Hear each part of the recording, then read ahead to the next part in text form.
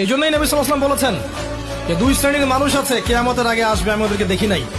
তার মধ্যে এক শ্রেণী হচ্ছে নিসাউন কাসিয়াতুন আরিয়া, এমন মহিলা যারা কাপড় পরে নগ্ন থাকে, মুইলাতুন মামিলাত, যারা আকর্ষিত হয়, আকর্ষণ করেও।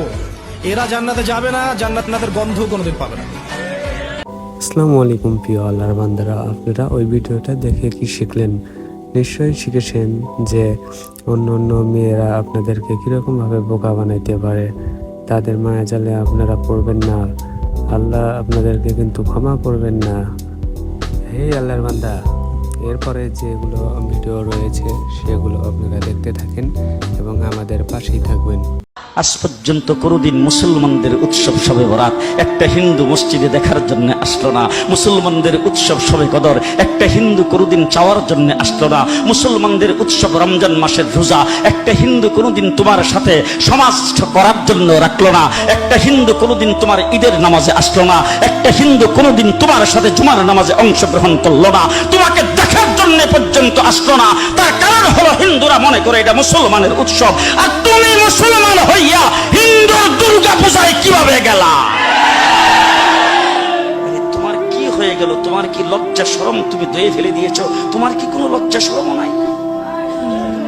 লজ্জা শরম নাই? আবার কি সুন্দর বলতেছ, ধর্ম যার যার উৎসব সবাই। হাই হাই হাই, ও মুসলমান যুবকেরা ভালো করে শোনো, ধর্ম যার যার উৎসব সবার, তাইলে বিয়া যার যার বউ তো সবার। জি, বিয়ে যার যার বউ সবার।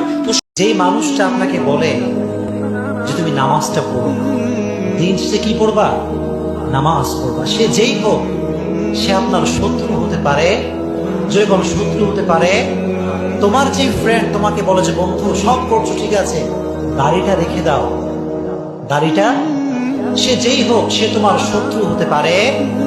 তোমার যে বন্ধু তোমাকে বলে, আমার বন্ধুদেরকে বলছি, যেই বান্ধবী আপনাকে বলে যে তুমি পর্দা করো, এভাবে বেহায়ের মতো চলো না, সে যেই হোক, কিন্তু সে আপনার শত্রু হতে পারে।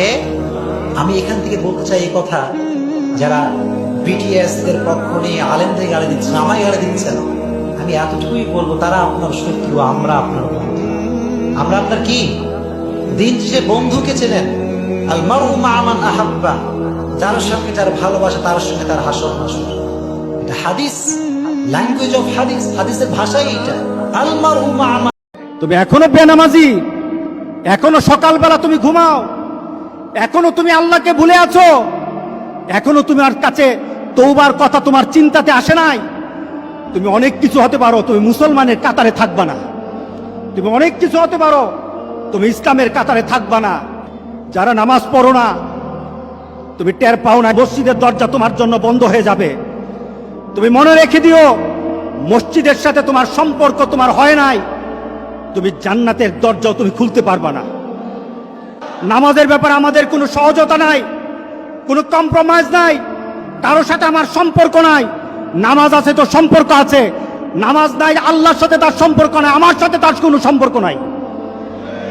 আপনি ঘোষণা দেন, পরিবেশ সুন্দর হয়ে যাবে, তওবা কবুল হবে, আল্লাহ আমাদেরকে রক্ষা করবেন, আল্লাহ আমাদেরকে রক্ষা করবেন ইনশাআল্লাহ।